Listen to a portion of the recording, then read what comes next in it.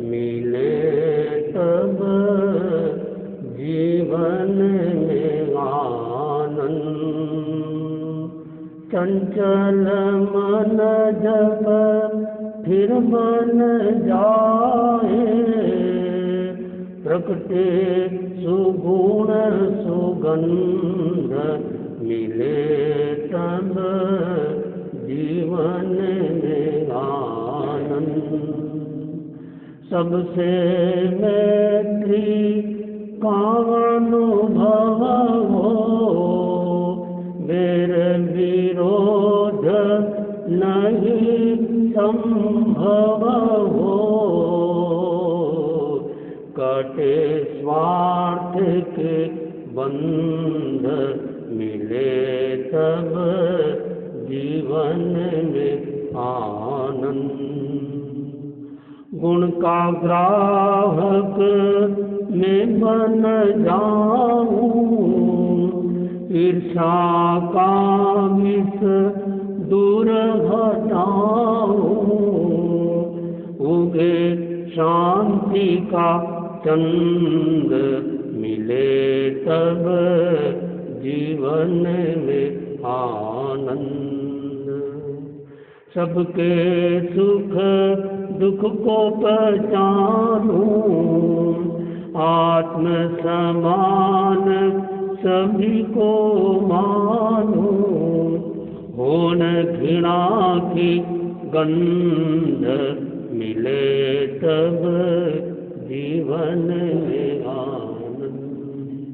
सुख में समता दुख में समता, हर क्षण में हर स्थिति में समता।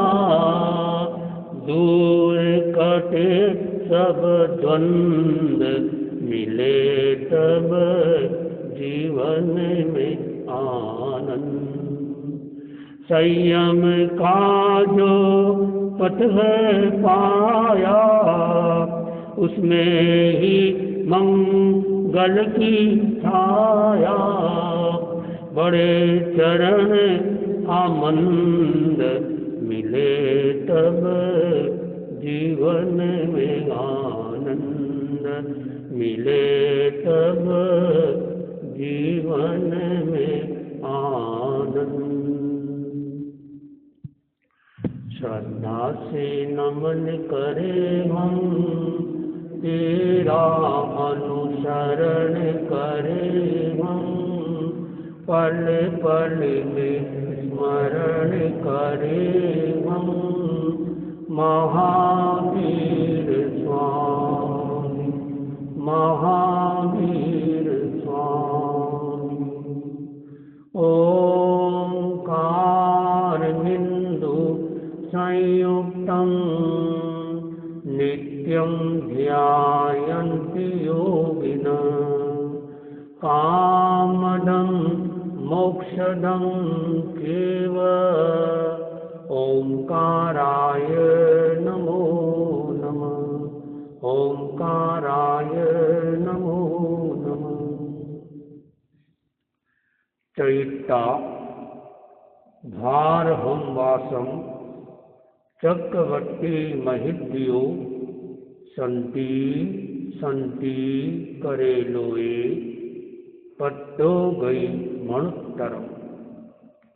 आराध्य के पावन चरणों में वंदन। अति विराजित श्रद्धे मुनि श्री संजय कुमार जी स्वामी, मुनि श्री प्रकाश कुमार जी स्वामी, धर्म प्रेमी भाइयों और बहनों,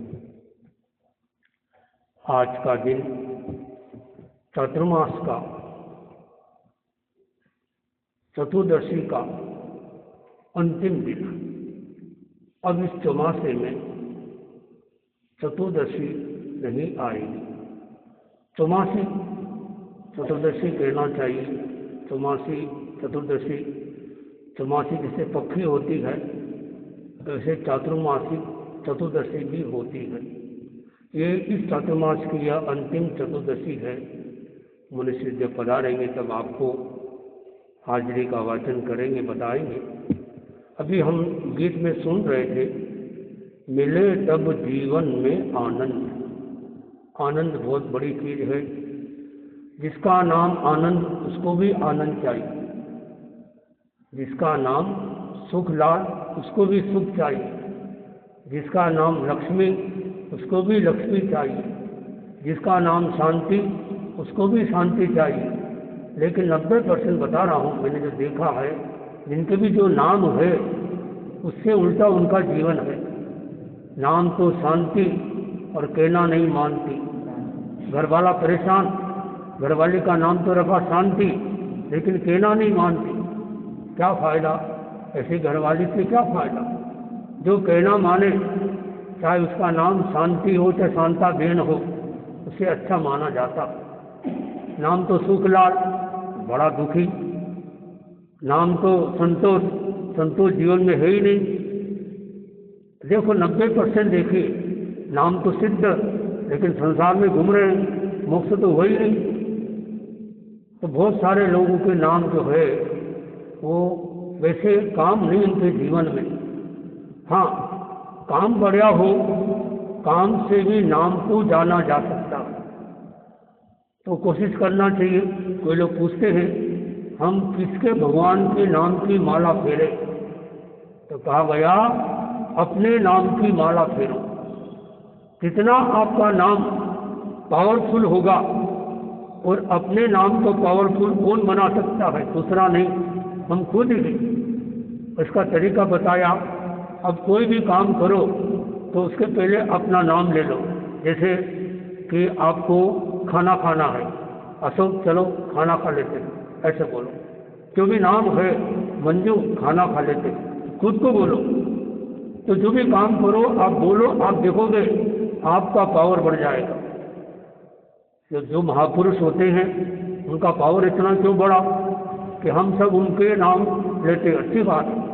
हम दूसरों का नाम लेते, अच्छी बात है, लेकिन अपना नाम भी लेना चाहिए। बताने की जरूरत नहीं, नाम पूछते तो बताते हैं, लेकिन मन में नाम ले लिया कि जो भी नाम है कि संतोष चलो अब पानी पीते, ऐसा बोलना मन में। फिर देखो आपको किसी से अपने नाम की भूख नहीं होगी। आदमी जो होता है नाम की भूख ज़्यादा होती है। महिलाओं में नाम की भूख नहीं मिलेगी। किसकी मिलेगी? महिलाओं में रूप की भूख मिलेगी। महिलाएं में रूप की ज़्यादा वो रहता है, आदमी में नाम का ज़्यादा रहता है। आजकल शादियां होती है, दो ही बात देखी जाती है। लड़का वाला देखता है रूप कैसा है, लड़की वाली देखती है कि रुपया कैसा है। रूप और रुपया, इसके आधार पर शादी होती है। और पूरी शादी कहाँ हो रही है? आज शादी को कहना चाहिए नाम शादी है, बर्बादी है, फोकट की आबादी है। शादी कहाँ हो रही? हमारे मुनीषी फरमाते हैं यदि रोकना है व्यर्थ बर्बादी तो कम करो खर्चीली शादी। शादी कितनी खर्चीली हो रही? शादियाँ तो पहले होती थी, देख लिया। सीता ने शादी की, पहले तो समय कितना बढ़िया था, देख लीजिए, मानो तो कि घर वाली तय करती थी मेरा पति कौन होगा। घर वाली तय करती थी कि मेरा पति कौन होगा, और परीक्षा करती थी। राजा सैनिक से शादी करना है तो खेलाना लाने ने परीक्षा की कि मेरा होने वाला पति कैसा होगा। बोले मेरे से मिलने के लिए आओ। क्या कह रहे? मेरे से मिलने के लिए आओ। दो रास्ते बनाए, एक रास्ते में फूल बिछाए और एक रास्ते में कांटे और कीचड़। देखा, दूर से ऊपर से देख रही है किधर से आता है, दोनों रास्ते। राजा सैनिक आया, रुका, दो रास्ते हैं, एक फूलों का रास्ता, एक कांटों का रास्ता। क्या किया उसने? कौन सा रास्ता लिया? फूलों का नहीं लिया, कांटों का रास्ता लिया। वो देख रही है फिर कांटे कैसे, कांटे बिछे हुए। एक उसने कांटा उठाया बड़ा, कांटे से कांटे को अलग कर दी, जगह होती गई। फिर कीचड़ में भर गया तो नीचे पानी की गिलास भरी हुई थी, ऊपर से देख रही है। क्या किया उसने? आधी गिलास से पानी से कीचड़ साफ कर दिया, आधी गिलास पानी रखा है। ऐसे 2-3 परीक्षा की गई और उन्होंने पास कर दिया कि ये मेरा पति हो सकता। अरे कैसा तुम्हारा पति हो सकता है? फूलों का मार्ग छोड़कर कांटे से आया और इतना कंजूस कि पेड़ एक गिलास में पेड़ धो सकता था, आधे गिलास में पेड़ धोए। बोले नहीं, इसकी 2 विशेषता सामने आई। कैसे? फूलों का मार्ग तो सभी स्वीकार कर सकते हैं, फूलों का मार्ग सुख का मार्ग और कांटों का मार्ग दुख का, कष्ट का मार्ग। ये मेरा होने वाला पति कष्टों को सहन कर सकता है, नंबर 1। नंबर 2, ये बचाना भी जानता है कि 1 गिलास पानी से पेड़ धोए जा सकते थे, लेकिन उन्होंने आधे गिलास पानी से पेड़ धोया, यानी ये संयम भी इसके अंदर है। फिर राजा ने परीक्षा की गई, राजा सैनिक की। राजा का पिताजी का नाम था राजा प्रसन्नचित्त, तो दीक्षा लेकर उसी भाव में मोक्ष गए। उनके 100 लड़के।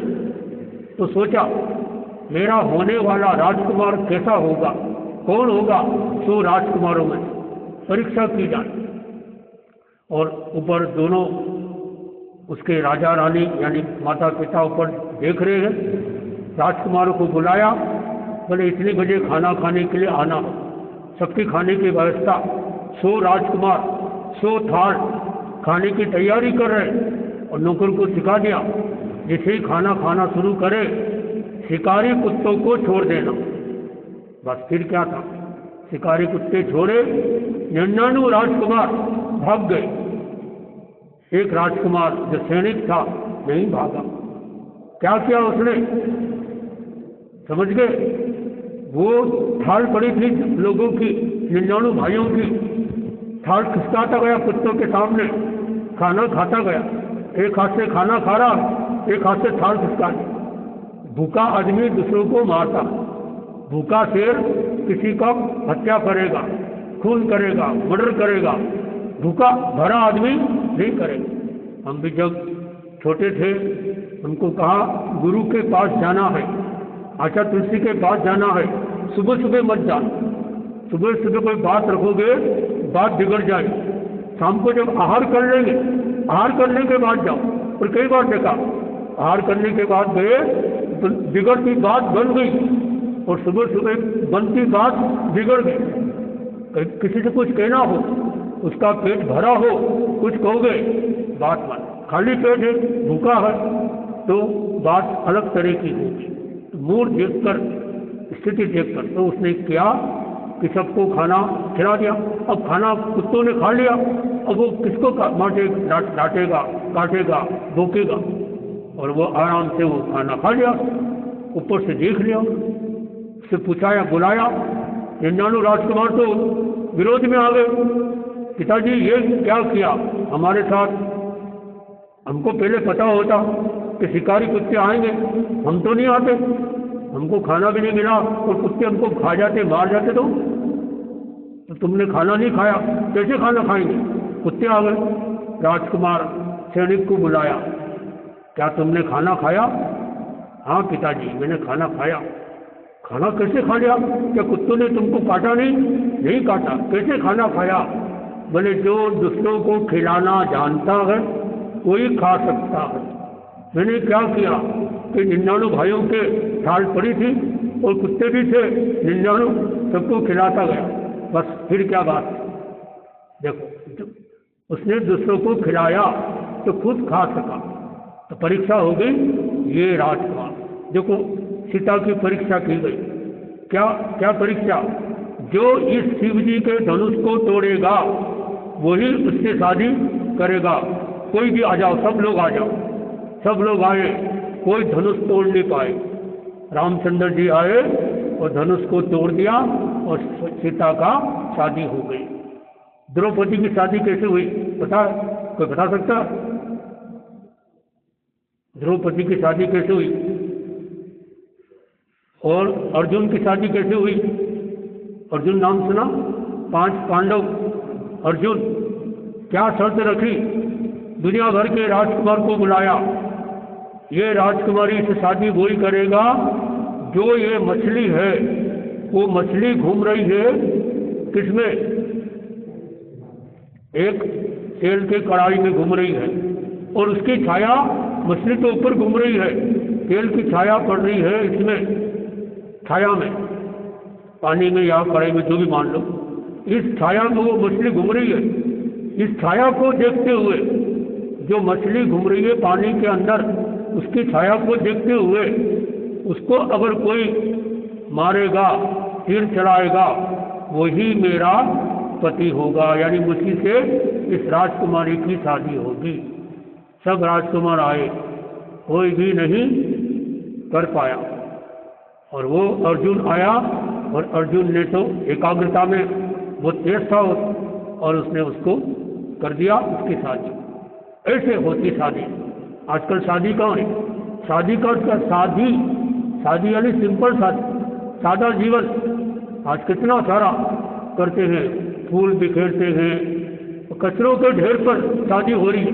अमेरिका में आया कि कचरों के ढेर के ऊपर शादी रखे, 40 करोड़ का खर्चा किया, क्या काम आएगा? और सुबह शादी, शाम को तलाक। अमेरिका की क्या स्थिति?